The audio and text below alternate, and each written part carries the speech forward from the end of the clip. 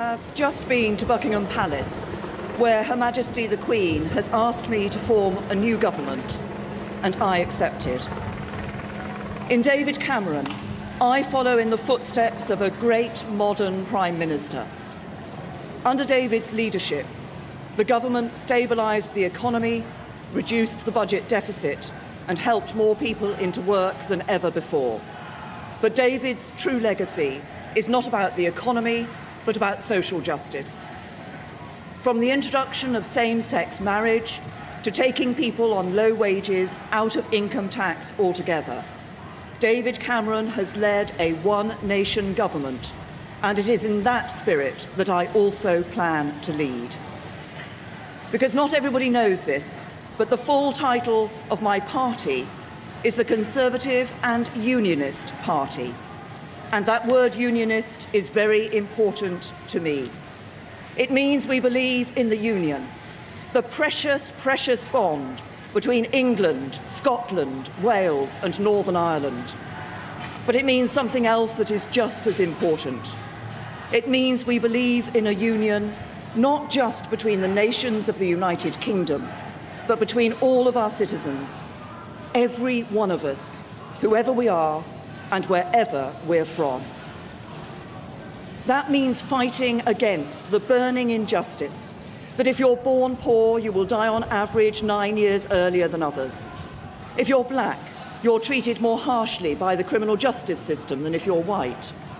If you're a white working class boy, you're less likely than anybody else in Britain to go to university. If you're at a state school, you're less likely to reach the top professions than if you're educated privately. If you're a woman, you will earn less than a man. If you suffer from mental health problems, there's not enough help to hand. If you're young, you'll find it harder than ever before to own your own home.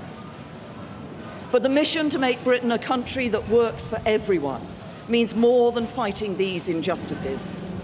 If you're from an ordinary working class family, life is much harder than many people in Westminster realise.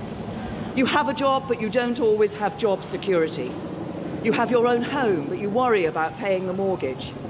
You can just about manage, but you worry about the cost of living and getting your kids into a good school. If you're one of those families, if you're just managing, I want to address you directly.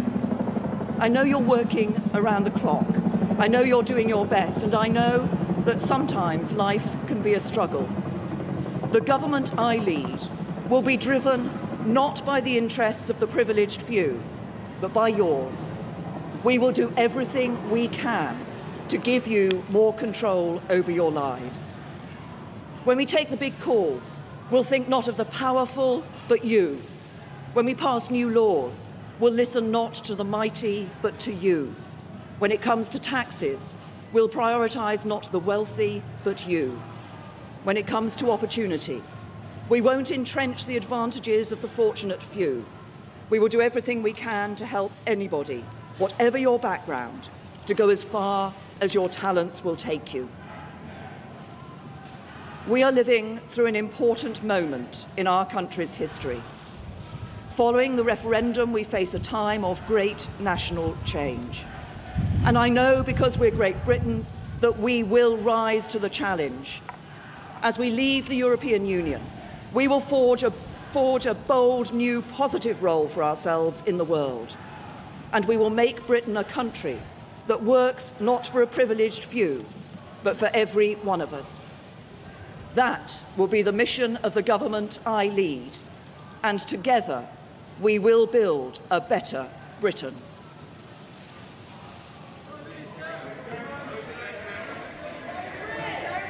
So Theresa May puts social justice at the heart of her premiership. She says, together we will build